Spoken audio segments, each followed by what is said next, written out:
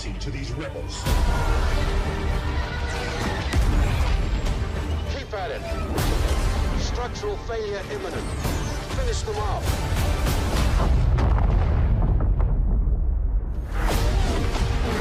For the Republic! Joy Fleet, jet ahead! Vanguard, incoming! Pretty sure I got it. You cannot kill a Sith.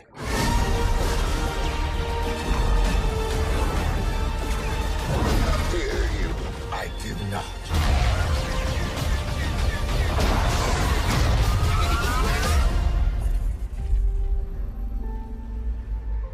Wow, isn't that trailer absolutely amazing? We got to see the Millennium Falcon, TIE Fighters, Darth Maul, even Yoda.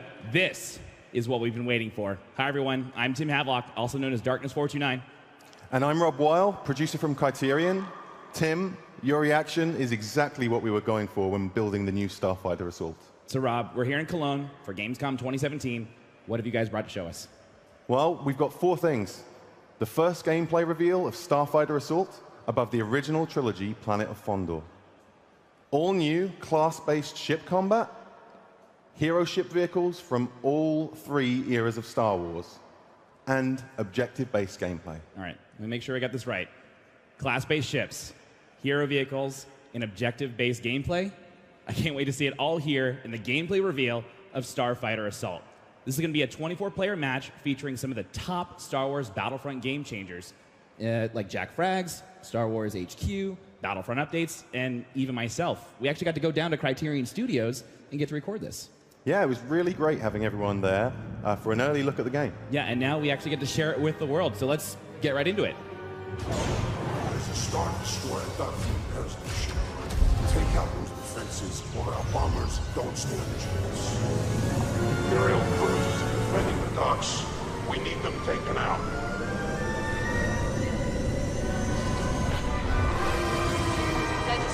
All right, Rob, so we're here, Phase 1 of Starfighter Assault. What is the objective? Well, you can see the rebels need to take down the Imperial defenses. That's the turrets and the Imperial light cruisers need to be destroyed. And then the Empire, all they have to do is just make sure that they take out the rebel scum. That's right, just defend. Just like that right there. Wow. Boom, an A-Wing getting blown out of the sky by Narwhal Dave. So this is a new ship that we've never seen before in Star Wars Battlefront, the TIE Bomber. What is this class and what does it do? Yeah, it's our new bomber class. It's heavily armored and armed to the teeth. Really great for taking down objectives. You can see here, like you were saying, it is a tank. It does a lot of damage. One of my favorite abilities that it has is the multi-rockets, that it's able to shoot multiple rockets at multiple targets. Yeah, if you use those 2 abilities at once, you can have 5 missiles in the air. 5 missiles. Look at it just tearing through these X-Wings, these A-Wings. It's just getting the job done. Now here's another ship that we've seen before in Battlefront, but it's been reworked. It's a little different. This is the A-Wing, and it falls within the Interceptor class. How does it work, Rob? Well, it is the Interceptor class. It's fast and agile. It wasn't agile enough, though, unfortunately, getting taken out. It's a bit of a glass cannon. It is most definitely a glass cannon. Now we have the Y-Wing, which is the bomber class, but for the rebels. How is it a little different from the TIE bomber that's right on its tail? I don't even think he knows he's there. He's attacking for the rebels. It's a Y-Wing. He's doing a bombing run, but no more. Now, Rob, we've seen a lot of ships flying around, the X-Wing and the TIE Fighter, definitely iconic ships in the Star Wars universe. Where do those fall into all of this? So they're a balanced class. They're quite good at dogfighting.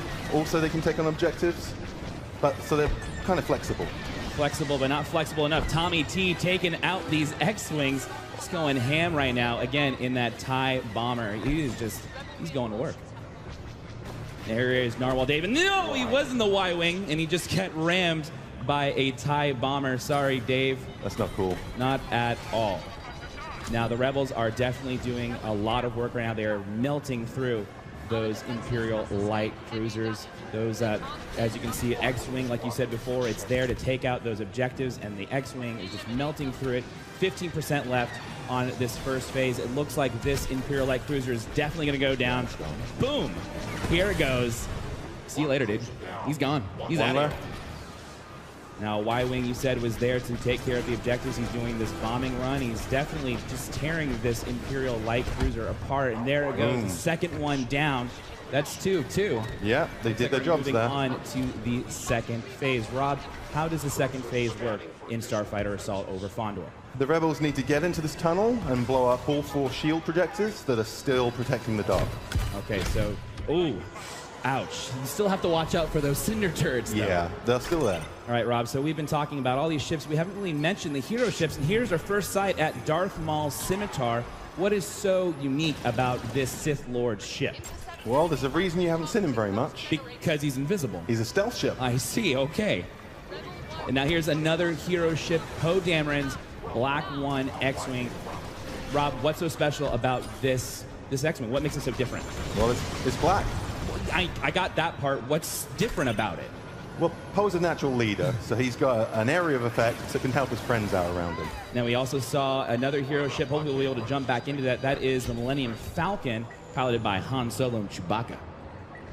Now, here is another iconic ship in the Star Wars universe, Boba Fett's Slave One. Rob, what do we have to watch out for with this bounty hunter ship? Pretty much everything. It's Slave One. He's got concussion missiles, he's got ion cannons, and a seismic charge. Seismic charge. What's so dangerous about a seismic charge, Rob? Well, in this closed environment, it's going to get a lot of kills. So it does a big old area effect burst. Hopefully we'll... That's it. That's the big noise. old boom. That was it. So he's definitely doing his job. He's using that mind to his objective, just trying to blow everybody apart that's trying to attack those shield generators.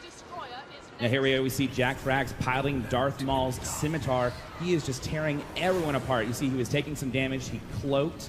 He's using his targeting computer, and he also has those torpedoes to his advantage. He's doing great work. He's doing really, really well right now, just tearing everything apart. He's just going through, destroying those rebel scum. But you have to watch out for Star Wars Battlefront updates. Who's in the Y-Wing, taking him out, and he does! Takes out Darth Maul's Scimitar and also goes after that Imperial bomber as well. Now, there's not much left on the shield projector, but we do see Han Solo's Millennium Falcon for the first time up close and personal. Rob, what do we have to look for with the Millennium Falcon? You can see right here, Hans Falcon's taking an awful lot of damage, and that's what he's great at. He's a brawler. Brawler indeed. He's a big tank. He's got what looks like the entire Imperial fleet chasing after him. He is just doing what a tank should be doing. Aggroing. He's aggroing those guys through the objective, trying to give his buddies a chance to take out the shield projectors. The seismic charge going off again. You've got the Y-Wings doing the bombing runs, taking out the shield projectors so they can move on to the next phase. You have 2% left. There's 50 reinforcements left. Narwhal Dave using Black 1 to chase after Slave 1 as they are going through, dipping and diving around the shield projectors. Unfortunately, it doesn't look like he's going to be able to take out Slave 1. The rebels should still have this. The rebels, I think so. They've got 40 reinforcements left, 2% left on the shield projectors. I think they're going to get it.